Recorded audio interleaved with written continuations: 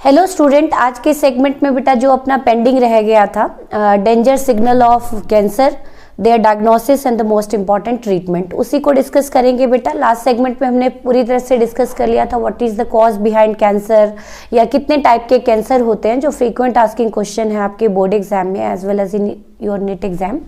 तो आज स्टार्ट करेंगे बेटा। मेजर फोकस रहेगा diagnosis and treatment of cancer. तो सबसे पहले एक बार फिर से मैं रिकॉल करा देती हूँ, हमने पढ़े थे सिम्टम ऑफ कैंसर और डेंजर साइन ऑफ कैंसर, कि कैसे पहचाने कि person is suffering from cancer, ऐसा कौन से डेंजर साइन है उसके बारे में थोड़ा सा देख लेते हैं। एक बार फिर से रिकॉल करा लेती हूँ। तो नंबर 1 हमने पढ़ा ही था बेटा, presence of persistent tumour, presence of persistent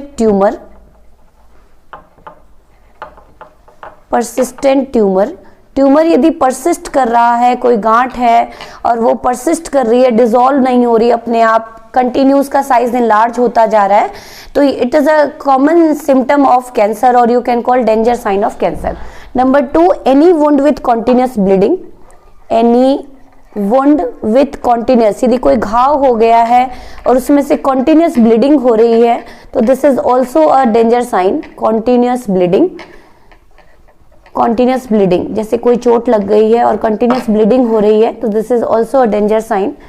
आप थर्ड ले सकते हैं कि कोई वुंड हील ही नहीं कर रहा बहुत लंबे टाइम तक, आप कह सकते हैं कि एनी वुंड नॉट हील, उसकी आप कह सकते हैं कि वो प्रॉपर ठीक ही नहीं हो पा रहा हील, और not healing for longer period, healing for long period, यदि लंबे टाइम तक वो ठीक नहीं हो पा रहा, हीलिंग प्रॉपर नहीं चल रही उसकी, even after taking certain medicine, तो भी उसको हम डेंजर साइन मान सकते हैं। उसी तरह से बेटा परसिस्टेंट इनडाइजेशन, किसी को खाना पचता ही नहीं है, परसिस्टेंट प्रॉब्लम है ये।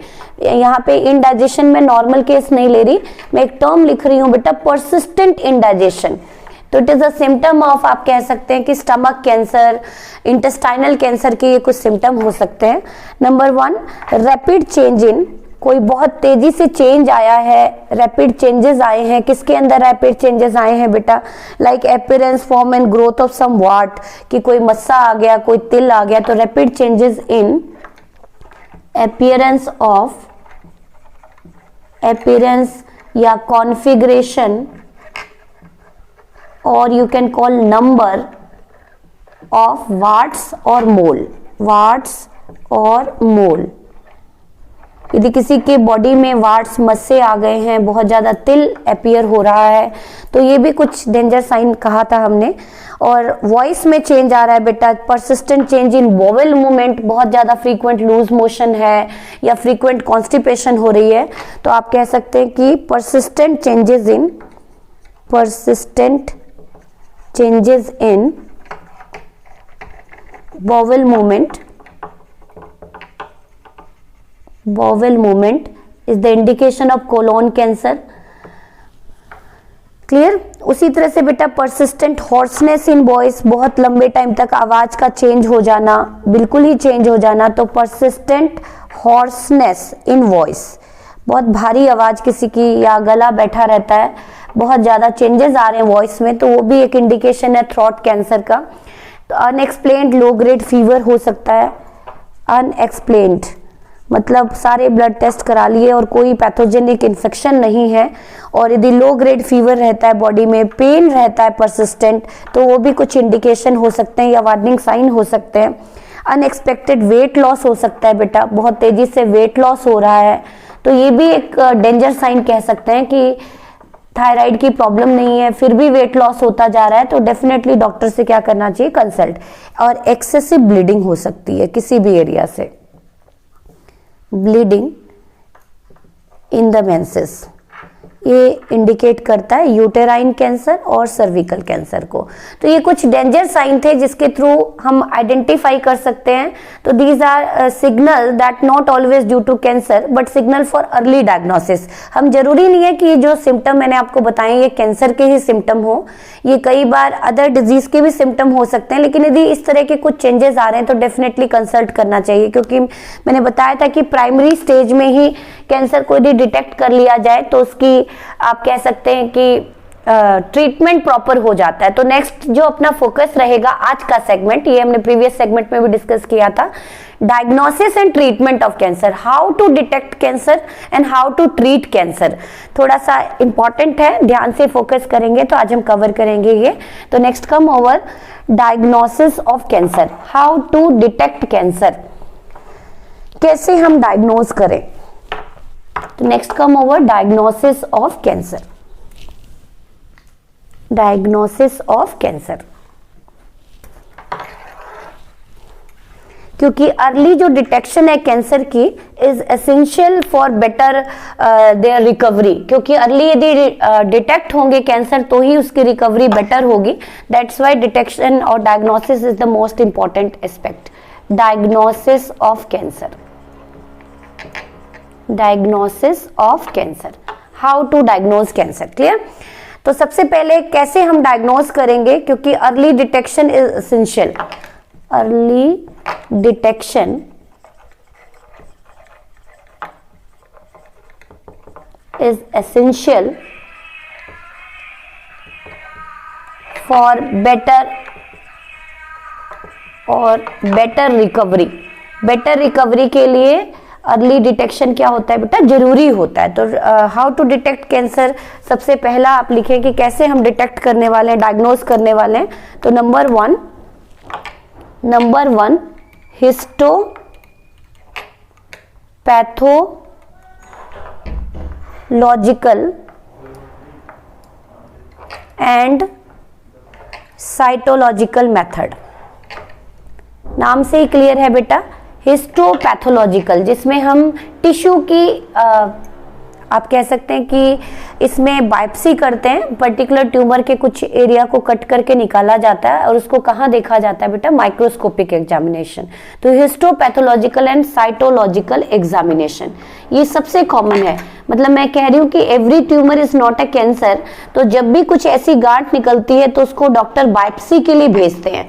सिंपल लैंग्वेज में कहूँ तो इसको हम क्या बोलते हैं बेटा, बायोप्सी, बायोप्सी, क्लियर। तो यदि उस गांठ को, उस ट्यूमर को बेटा फर्दर माइक्रोस्कोप में देखा जाएगा और यदि उसमें कुछ अनयूजुअल से चेंजेस दिख रहे हैं, सेल दिख रहे हैं, तो उससे हम कंफर्म करते हैं कि जो वो गांठ थी एक्चुअल में वो कौन सी गांठ थी, ट्यूमर की गांठ थी या कैंसर की गांठ थी।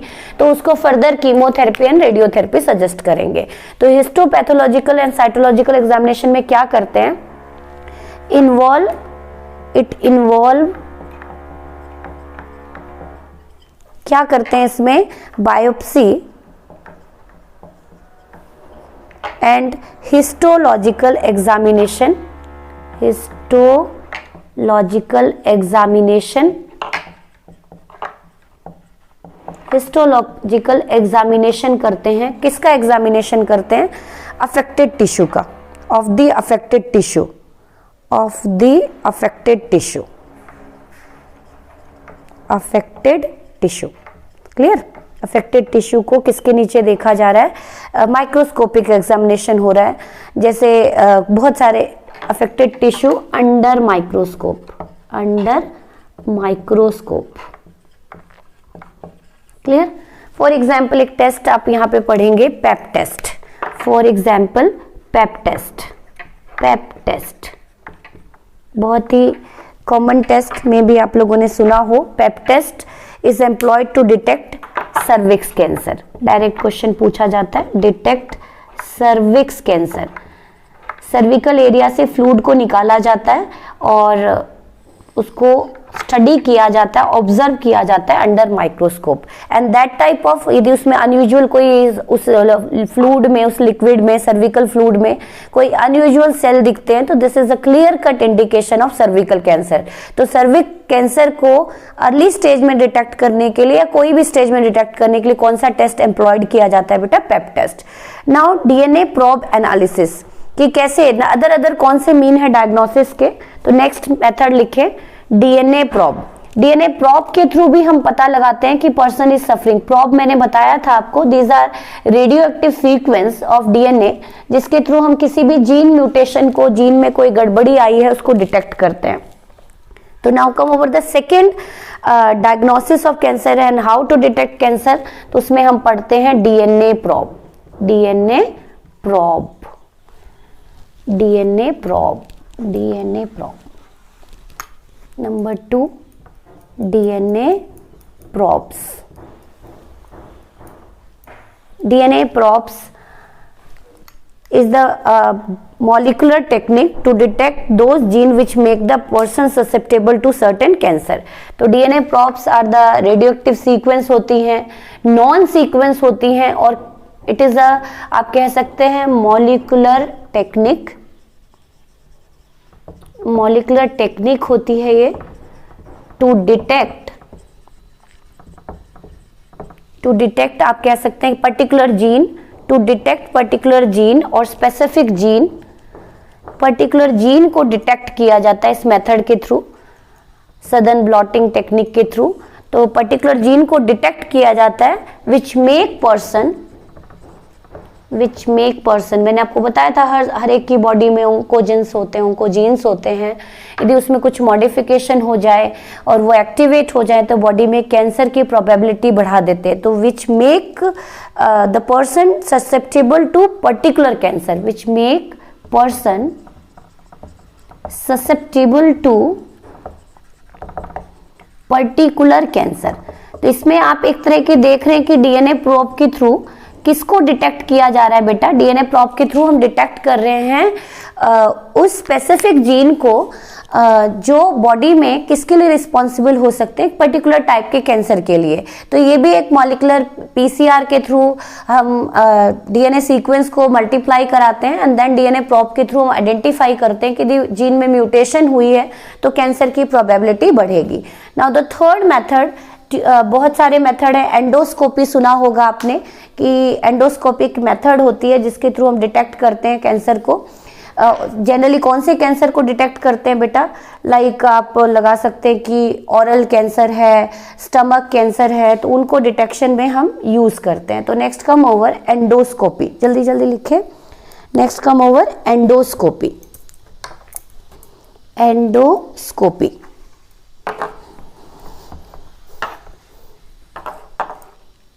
एंडोस्कोपी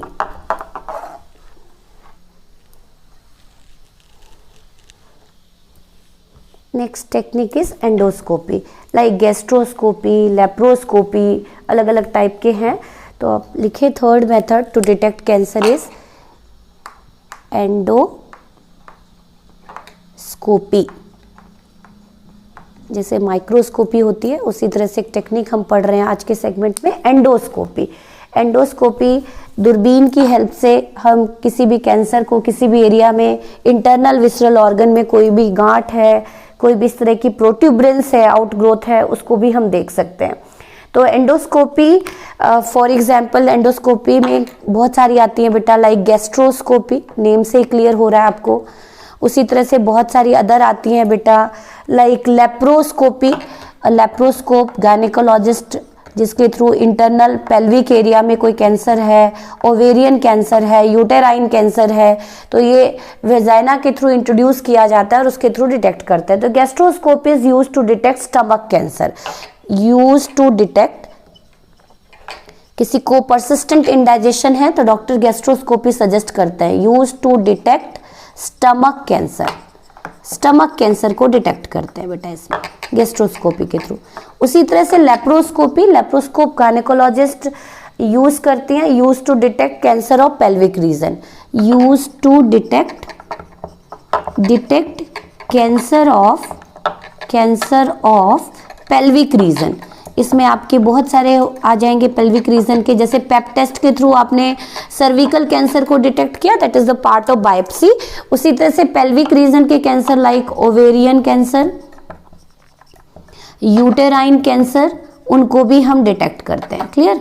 तो ये बहुत इंपॉर्टेंट है मेथड जिसके थ्रू हम डिटेक्ट करते हैं। फिर उसी तरह से detection of molecular changes in the cell with the help of modern technique, monitor. उसी तरह से बहुत सारे रेडियोलॉजिकल टेक्निक हैं बेटा, एक्सरे या फिर बहुत सारे सिटी स्कैन है, एमआरआई है। तो next come over the other mean, 5 mean करेंगे हम, थर्ड हो गया हमारा। Next the fourth mean is the most common is, जिसके थ्रू हम डिटेक्ट करते हैं मोनोक्लोनल एंटीबॉडी। जो मैंने आपको बायोटेक में टीच किया था, मोनोक्लोनल एंटीबॉडी, इसके थ्रू भी हम कैंसर को डिटेक्ट कर सकते हैं। कैसे डिटेक्ट करेंगे वो हम देखेंगे अभी। तो these are radioisotope linked, यहाँ पे नॉर्मल मोनोक्लोनल नहीं है, these are radioisotope linked antibody हैं, ये ध्यान रहे आपको, प्लीज कंप्लीट कर लें इसको। रेडियो आइसोटोप लिंक्ड मतलब simply you can call radiolabelled. Simple language में मैं क्या कह सकती हूँ, these are radiolabelled monoclonal antibody. क्या करते हैं इनके through, use to detect cancer specific antigen, used to detect cancer specific antigen, मतलब आपकी बॉडी में स्पेसिफिक, ध्यान से समझिए बेटा क्या होगा इसमें, आपकी बॉडी में कैंसर सेल को फॉरेन सेल की तरह आइडेंटिफाई किया जाता है और आपकी बॉडी उसके अगेंस्ट स्पेसिफिक क्या बनाएगी बेटा, एंटीबॉडी बनाएगी। और सिंपली कहूँ कि कैंसर सेल यदि बॉडी में अपीयर हुए तो cancer cell behave as antigen, cancer cell किसकी तरह बिहेव करें, एंटीजन। और बॉडी में क्या इंट्रोड्यूस कर दिया बेटा intravenously, these are radiolabelled antibody, जो पर्टिकुलर कैंसर सेल के साथ जाके क्या हो जाएंगे, कंबाइंड हो जाएंगे। और जब हम इसकी इमेजेस खींचेंगे तो हमें क्लियर पता चल जाएगा फाइंडिंग की कैंसर सेल बॉडी में कहाँ कहाँ स्प्रेड है। तो एक पर्टिकुलर टाइप के कैंसर को या कैंसर सेल कहाँ कहाँ स्प्रेड हो गए हैं उसको डिटेक्ट करने के लिए हम क्या यूज करते हैं, रेडियो लेबल्ड मोनोक्लोनल एंटीबॉडी, जो स्पेसिफिक एंटीजन से कंबाइंड होगा। Now the next one is radiological techniques. Radiological technique ये सबसे कॉमन टेक्निक है, रेडियोलॉजिकल टेक्निक। रेडियोलॉजिकल टेक्निक्स में बहुत सारी टेक्निक आ जाती हैं, आप लोगों ने डेफिनेटली सुना होगा, x ray, CT scan, computerised tomography, full form है बेटा computerised tomography scan, MRI scan definitely सुना होगा आपने, मैग्नेटिक रेजोनेंस इमेजिंग स्कैन, जिसके थ्रू हम ब्रेन ट्यूमर को या आपका ऑस्टियोसार्कोमा, बोन ट्यूमर को डिटेक्ट कर सकते हैं। May be employed to detect cancer of internal organ like kidney and pancreas. तो use to detect cancers in visceral organ, जो भी विसरल ऑर्गन है उनको डिटेक्ट करने के लिए आप कौन सा सबसे कॉमन मेथड है, रेडियोलॉजिकल। उसी तरह से blood and bone marrow test for leukaemia testing, blood and bone marrow testing, blood and bone marrow testing किसको डिटेक्ट करने के लिए बेटा, use to detect leukaemia, use to detect leukaemia, use to detect leukaemia. Clear, leukaemia को detect करने के लिए bone marrow testing भी की जाती है। क्लियर, और भी बहुत सारे हैं बेटा, लाइक इमेजिंग मास स्पेक्ट्रोमेट्री है, इतना डिटेल में नहीं है आपके सिलेबस में, वैसे ही आपके नॉलेज के लिए बता दूं, एक वैसे ही आपकी नॉलेज के लिए इमेजिंग मास स्पेक्ट्रोमेट्री, मुझे लगता है आपको पता होना चाहिए, आपके एनसीईआरटी में शायद मेंशन नहीं होगा, लेकिन मैं आपको थोड़ा सा उसके बारे में आइडिया दे दूं कि वो क्या टेक्निक है। बड़ी ही इनोवेटिव टेक्निक है जिसमें अर्ली डिटेक्ट कर सकते हैं हम किसी भी कैंसर को। तो नेक्स्ट वन इज लास्ट, पर आपके सिलेबस में नहीं है, वैसे आपकी imaging mass spectrometry, imaging mass spectrometry, ये भी एक बड़ा ही इनोवेटिव डायग्नोस्टिक टेक्निक है जिसके थ्रू हम कैंसर को डिटेक्ट करते हैं। A new technique called imaging mass spectrometry develop to produce digital computer images, जिसमें डिजिटल कंप्यूटर इमेजेस बनाए जाते हैं बेटा, और जिससे ये पता लगाया जाता है कि कोई न्यू प्रोटीन्स बना है या नहीं बना ट्यूमर सेल में। क्लियर, तो आप लिख सकते हैं थोड़ा सा, it has been developed to produce, imaging spectrometry develop to produce digital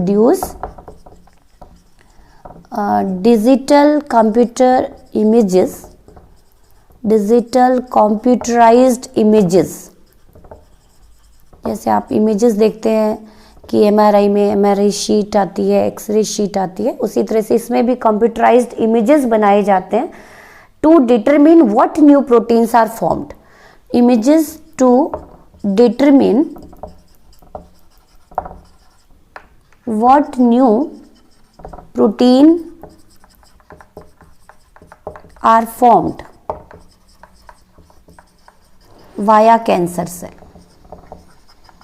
कौन से नए प्रोटीन कैंसर सेल बना रहा है and what normal protein disappear, and what normal protein disappear, मतलब जैसे ही बॉडी में नॉर्मल प्रोटीन डिसअपियर। ध्यान से समझना क्या है ये टेक्निक। ये एक टेक्निक है जिसमें ये पता लगाया जाता है बेटा कौन से नए प्रोटीन कैंसर सेल बना रहा है और कौन से नॉर्मल प्रोटीन डिसअपियर। क्योंकि ओवरऑल आप देखें कि बॉडी में जो भी मेटाबॉलिज्म चल रही है, जो प्रोसेस चल रही है, उसको कौन नेग्लेक्ट करते हैं बेटा? Protein, central dogma. तो इसका मतलब क्या डीएनए में चेंजेस आए हैं उनको भी हम डिटेक्ट कर सकते हैं। तो this information may lead to new way to stop the cancer from growing. क्योंकि हम देख रहे हैं कि नॉर्मल प्रोटीन डिसअपियर हो रहे हैं तो कैंसर सेल की ग्रोथ बढ़ रही है। तो यदि ये प्रोटीन डिसअपियर ना होने दें या हम कहें कि न्यू प्रोटीन्स को बनने से रोक दें तो हम कैंसर की ग्रोथ को क्या कर देंगे? हॉल्ट कर देंगे, स्टॉप कर देंगे। तो ये किसका आइडिया देता है बेटा? It provide new way to stop the cancer from growing. इस टेक्निक को आजकल क्यों यूज किया जा रहा है थोड़ा सा लिख लें। This innovative technique lead to new way या new foundation. This innovative technique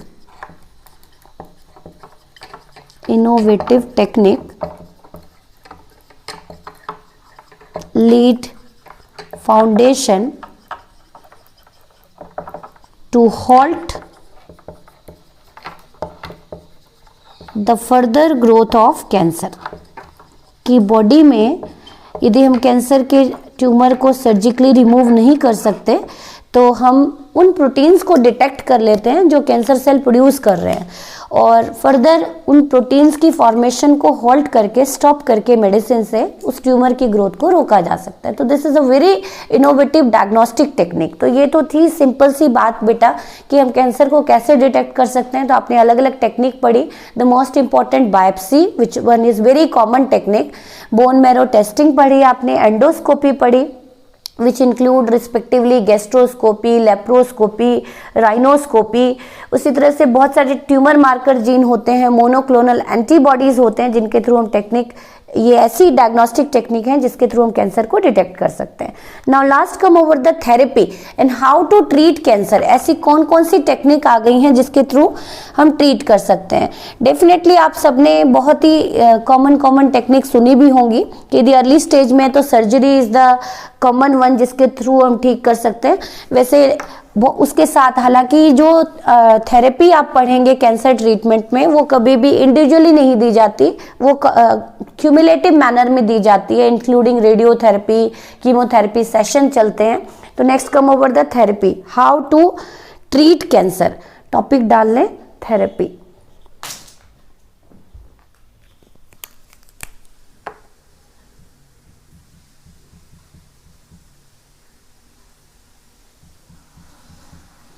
therapy कौन कौन सी दी जाएगी और treatment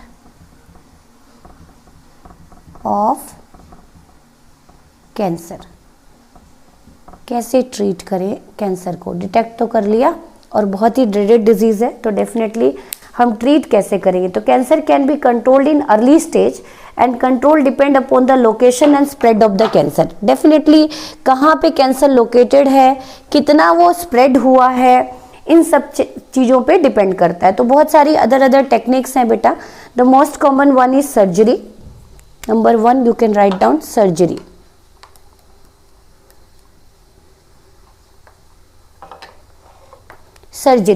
surgery involve just removal of cancerous part by operative method. Operation के थ्रू उस पर्टिकुलर पार्ट को बॉडी से कट करके क्या कर दिया जाता है, निकाल दिया जाता है। क्लियर? तो you can write down it is the removal of cancerous part. Surgery involve removal of cancerous part. Removal of cancerous part को ही निकाल दिया। क्लियर। फॉर एग्जाम्पल बहुत सारे ट्यूमर हैं बॉडी से कट करके निकाल दिए जाते हैं, पर जनरली ये डिपेंड करता है बेटा कि किस टाइप का ट्यूमर है और उसका स्प्रेड कितना है। नाउ इसके साथ साथ बहुत सारी अदर थेरेपी दी जाती हैं बेटा। नंबर 2 डाल लें आप, कीमोथेरेपी।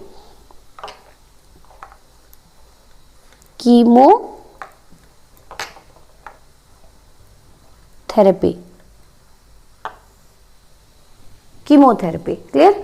कीमोथेरेपी में क्या किया जाता है बेटा, बहुत सारे एंटी कैंसर ड्रग इंट्रोड्यूस करते हैं। बहुत सारे नंबर ऑफ केमिकल्स होते हैं लाइक विनब्लास्टिन, विनक्लास्टिन, बहुत सारे अलग अलग प्लांट्स हैं जिनमें से हम ये निकालते हैं। तो नंबर ऑफ केमिकल और anti cancer drug, it involve introduction of, या you can call intravenous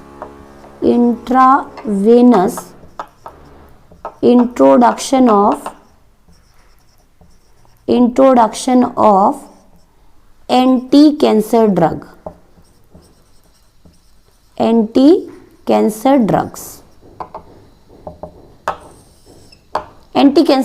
intravenously inject किए जाते हैं। बहुत सारे ड्रग्स हैं बेटा known to kill cancerous cell और inhibit DNA synthesis. For example you can write down certain example. कौन कौन से ड्रग्स हैं, 1-2 एग्जाम्पल लिखवाऊंगी मैं। लाइक एंटी मेटाबोलाइट्स हैं, बहुत सारे अल्काइलेटिंग एजेंट्स हैं like 6-mercaptopurine। You can write down certain example. 6-mercaptopurine। उसी तरह से और भी हैं बेटा 6-aminoterine।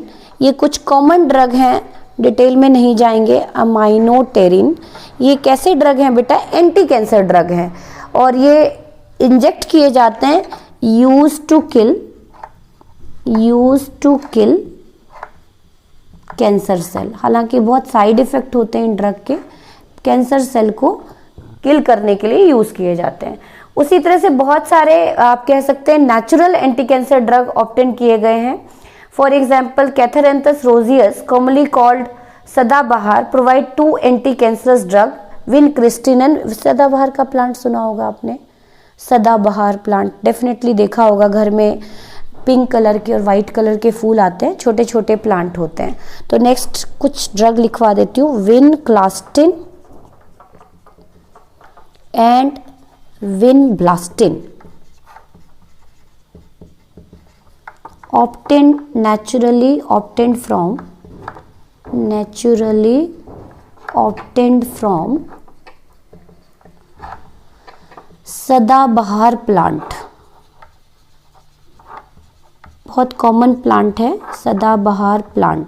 Scientific name is catharanthus रोजियस।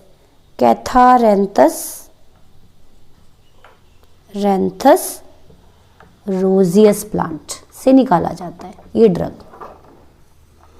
Scientific name है सो सेपरेटली अंडरलाइन। इन प्लांट से निकाले जाते हैं drug which are used against leukaemia, but majority of drug have side effect like hair loss, anaemia होते हैं। तो यूज टू ट्रीट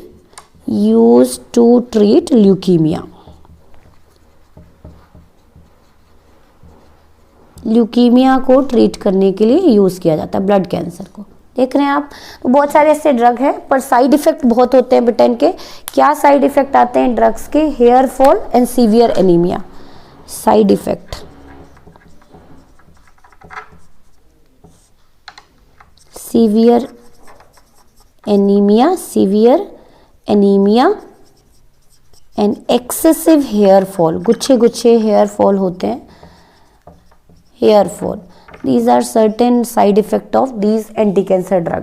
बहुत सारे अदर ड्रग्स हैं बेटा लाइक कोई भी अल्काइलेटिंग एजेंट है कॉमनली कॉल्ड सेल पॉइजन। उसी तरह से बहुत सारे प्लांट अल्कोलॉइड्स, जैसे आपने देखा ये प्लांट अल्कोलॉइड्स कहेंगे इनको, प्लांट में से डायरेक्टली ऑब्टेन कर रहे हैं और यूज़ कर रहे हैं लार्ज स्केल पे इनको, किसको ट्रीट करने के लिए, ल्यूकीमिया को। क्लियर। तो ये कुछ है बेटा। उसी तरह से बहुत सारे हार्मोनल थेरेपी दी जाती है to treat different type of cancer, उसको भी देख लेते हैं। तो नेक्स्ट हेडिंग डालें hormonal therapy. Hormonal therapy, surgery में जस्ट हम ट्यूमर को कट करके निकाल देते हैं। कीमोथेरेपी में इंट्रावेनसली इंट्रोड्यूस किए जाते हैं एंटी कैंसर ड्रग। बहुत सारे ऑरल ड्रग्स भी मार्केट में अवेलेबल हैं जो जनरली टारगेट करते हैं, किनको टारगेट करते हैं, कैंसर सेल को। अब बात आती है कि टारगेट कैसे करते होंगे, तो ये बहुत सारे ड्रग करते क्या है बॉडी में, they halt in the synthesis of nucleic acid in cancer cell. तो यदि न्यूक्लिक एसिड की सिंथेसिस ही बंद हो जाएगी कैंसर सेल में तो फर्दर उसकी ग्रोथ को चेक किया जा सकता है, या सेल डिवीजन में इंटरफेरेंस क्रिएट करना शुरू कर देते हैं कैंसर सेल, उससे उनकी ग्रोथ को होल्ड किया जा सकता है, स्टॉप किया जा सकता है। तो now the third treatment is hormonal therapy. Hormonal therapy name से क्लियर है, क्या इंट्रोड्यूस किए जा रहे हैं, हॉर्मोन्स इंट्रोड्यूस किए जा रहे हैं। तो hormonal therapy, hormone caused cancer is treated by another hormone which neutralise carcinogenic hormone. For example मतलब यहाँ पे आप ध्यान से देखें कि हार्मोनल थेरेपी कैसे दी जाती है। तो there are these reverse hormonal imbalance, मतलब हार्मोनल इम्बैलेंस से कोई कैंसर अपीयर हुआ है तो उसमें कौन सी थेरेपी दी जाएगी, hormonal. Hormone caused cancer, hormone therapy is suggested to those patient who suffer from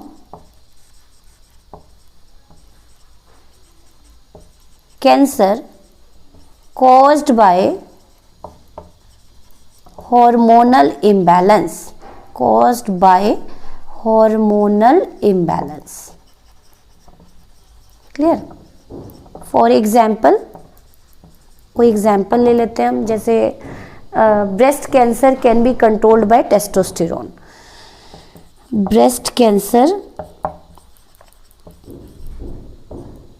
is controlled by testosterone, मतलब breast cancer is appear due to high production of oestrogen और due to hormonal imbalance of oestrogen. तो उसको counter balance और counter check करने के लिए कौन से हार्मोन थेरेपी दी जाती है, टेस्टोस्टेरोन। ध्यान रहे कि जो भी हार्मोनल इम्बैलेंस हुए उसको काउंटर चेक करने के लिए अपोजिट हार्मोन दिए जाते हैं बेटा। This reverse hormonal imbalance which stimulate the multiplication of cancer cell, कि इस तरह की थेरेपी दी जाती है। प्रॉपर्टीज क्या होती है हार्मोन की, कि दिस रिवर्स हार्मोन इम्बैलेंस, ये हार्मोनल इम्बैलेंस को रिवर्स कर देते हैं और मल्टीप्लिकेशन ऑफ कैंसर सेल को चेक करते हैं। क्लियर है यहाँ तक? Now the last one is radiotherapy. Last one is radiotherapy, बहुत ही कॉमन वन है। तो हमने 3 मेथड पढ़ लिए बेटा, सर्जरी पढ़ ली, कीमोथेरेपी पढ़ ली। हार्मोनल थेरेपी में जस्ट हम अपोजिट हार्मोन देते हैं। यदि ब्रेस्ट कैंसर है due to imbalance in oestrogen level, तो उसको काउंटर चेक करने के लिए हम कौन सी थेरेपी देंगे, टेस्टोस्टेरोन थेरेपी देंगे। Now the last one is radiotherapy. Radiotherapy name से क्लियर है, जिसमें हम रेडिएशन को यूज कर रहे हैं टू बर्न कैंसर सेल। क्या होता है इसमें, तो radiotherapy in which cancerous part of body are expose to ionising radiation. In this method cancerous part is exposed to radiation. इसमें एक्चुअल में कैंसरस पार्ट है उसको एक्सपोज किया जाता है एक पर्टिकुलर स्पेसिफिक रेडिएशन, बेटा ये भी ध्यान रहे आपको। और रेडिएशन कैसी होगी, ionising radiation, radiation like X-ray which kill the cancerous cell, expose to, you can write down, ionising radiation. और रेडियो एक्टिव रेज डाली जाती हैं। फॉर एग्जाम्पल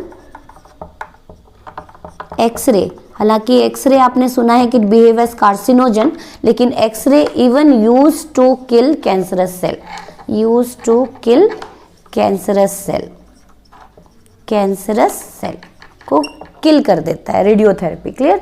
उसी तरह से बहुत सारे हैं बेटा, लाइक आप 80% कैंसर पेशेंट में हम इस तरह की यूज करते हैं।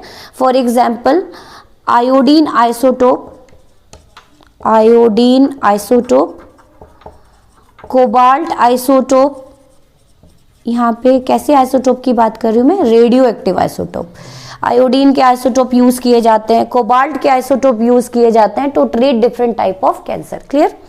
ध्यान से देखें, फटाफट राइट कर लें कि रेडियोथेरेपी है जिसमें हम आयनाइजिंग रेडिएशन के थ्रू किनको किल कर रहे हैं बेटा, किनको किल कर रहे हैं हम यहाँ पे कैंसर सेल को किल कर रहे हैं। तो बहुत सारे अलग अलग टाइप के रेडियो एक्टिव आइसोटोप यूज किए जाते हैं।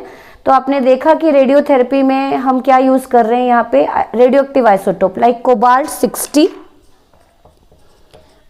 60 है, उसी तरह से आयोडीन 131 है। ये कुछ आप याद कर सकते हैं, ये नॉर्मल आइसोटोप नहीं है, रेडियो एक्टिव आइसोटोप है, जनरली यूज्ड होते हैं। उसी तरह से रेडॉन है, रेडॉन का आइसोटोप 220, ये रेडियो एक्टिव आइसोटोप है बेटा, use to kill cancer cell. For example आप देख रहे हैं कि यहाँ पे हम जो आयोडीन आइसोटोप है, आयोडीन के टुवर्ड एफिशिएंसी किसकी होती है आपके बॉडी में, सिर्फ थायराइड फॉलिकल्स की होती है बेटा। किनकी होती है? थायराइड फॉलिकल्स की। तो आयोडीन को सिर्फ कौन एक्सेप्ट करेंगे? थायराइड। तो यूज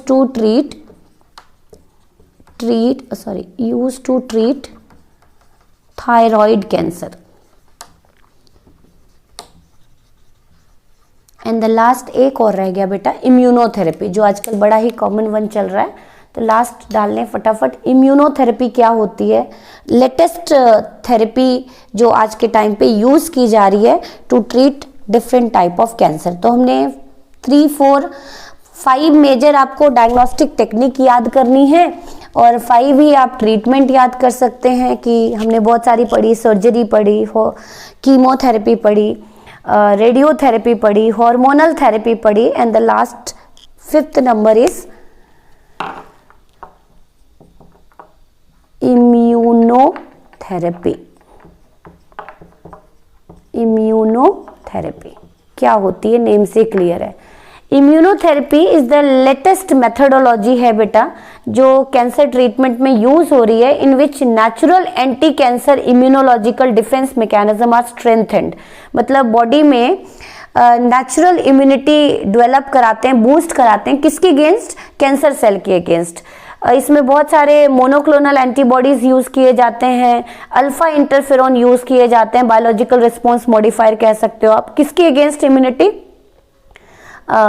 बहुत सारी इम्यूनिटी देने के लिए एंटी कैंसर। तो immunotherapy involve, you can write down, थोड़ा सा इरेज कर लेते हैं इसको proper. Immunotherapy involve introduction of monoclonal antibodies, या तो मोनोक्लोनल एंटीबॉडीज को यूज करेंगे स्पेसिफिक कैंसर के सेल को टारगेट करने के लिए, या फिर हम यूज करेंगे बेटा कैंसर अल्फा इंटरफेरॉन, कैंसर से डील करने के लिए alpha interferon which are said to be, इसको आप कह सकते हो बायोलॉजिकल रेस्पॉन्स मॉडिफायर भी कहते हैं इसको, बायोलॉजिकल रेस्पॉन्स मॉडिफायर, जो आपके बॉडी के सेल को इम्यूनिटी देते हैं toward cancer cell. Alpha interferon हो सकते हैं बेटा। एंटी कैंसर वैक्सीन आ चुकी है, बहुत सारी एंटी कैंसर वैक्सीन आ चुकी हैं बहुत सारी, like vaccine against cervical cancer, जो जनरली 16 ईयर तक के इस ग्रुप की लड़कियों को लगाया जाता है, स्टार्ट कर देते हैं। ये टुवर्ड इम्यूनिटी देती है cervical cancer which is caused by human papilloma virus. हमने पढ़ा था sarcoma virus, papilloma virus, HPV, जो कौन सा कैंसर कॉज करता है? Cervical cancer. तो उससे इम्यूनिटी देने के लिए against cervical cancer, vaccine against cervical cancer provide immunity against HPV infection. यदि इन्फेक्शन होगा तो किसका रिस्क बढ़ता है? सर्विकल कैंसर का। तो सर्विकल कैंसर से रेजिस्टेंट। तो बहुत सारे introduction of monoclonal antibody which target specific cancer cell. उसी तरह से अल्फा इंटरफेरॉन जो आप जितने भी वायरल ऑन्कोजेंस हैं उनके टुवर्ड इम्यूनिटी देता है। उसी तरह से एंटी कैंसर वैक्सीन, तो ये बड़ी ही आप कह सकते हैं कि एक लेटेस्ट थेरेपी है। This is the latest therapy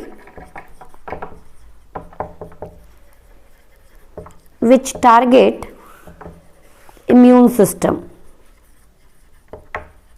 which target cancer cell via boosting immune system. तो this is the complete explanation of cancer. Clear? तो आप होपफुली आपने क्लियर हो गया होगा कॉन्सेप्ट कि क्या वार्निंग साइन है कैंसर के, कैसे हम डिटेक्ट कर पा रहे हैं और कैसे हम उसको ट्रीट कर रहे हैं। जस्ट एलिमेंट्री आइडिया है आपके +2 में, तो उतना ही हमने डिस्कस किया। 5 डायग्नोस्टिक मेथड आपको लर्न करने होंगे बेटा और 5 ही therapy. Thank you so much.